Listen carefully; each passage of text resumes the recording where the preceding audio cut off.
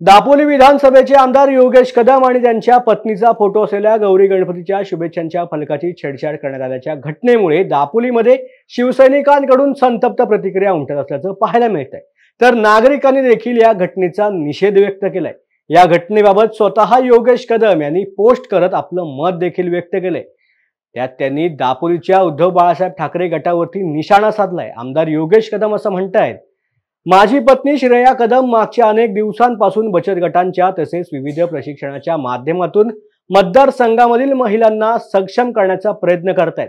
मात्र उबाटा गटामधील मंडळींना हे बघवत नाही।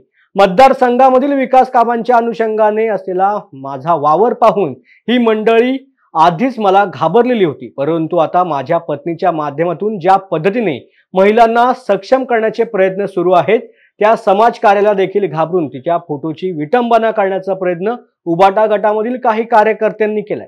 श्रेया कदम ही केवळ माझी पत्नीच नाही तर कुणाची तरी बहीण आहे, कुणाची तरी मुलगी आहे, ती एक आई आहे आणि विशेष म्हणजे ती एक स्त्री आहे। या सर्व गोष्टींची तरी उबाटा गटाने जाण ठेवायला पाहिजे होती। निवडणुकीमध्ये आतापासूनच पराभव दिसत असल्यामुळे अशा प्रकारे महिलांची विटंबना करणं ही कोकणाची संस्कृती नसून हे कोकणी माणसाला शोभा न देणारं वर्तन आहे।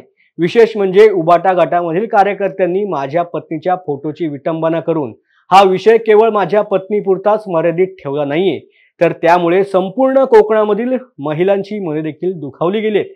यामधून उबाटा गटामधील कार्यकर्त्यांच्या महिलांप्रती असणारा आदर आणि सन्मान सर्वांना दिसून आलाय। एक महिला म्हणून त्यांची जी विटंबना करण्यात आली त्या अपमानाचा मी जाहीर निषेध करतोय। या अपमानाचे उत्तर मतदारसंघामधील सर्व भगिनी देतीलच, परंतु महिलांचा जो स्वाभिमान दुखावला गेलाय त्या कारणामुळे आता गाठ माझ्याशी आहे, योग्य वेळी उत्तर देईनच अशी पोस्ट करत या घटनेबाबत योगेश कदम यांनी ठाकरे गटाला जबाबदार धरलंय।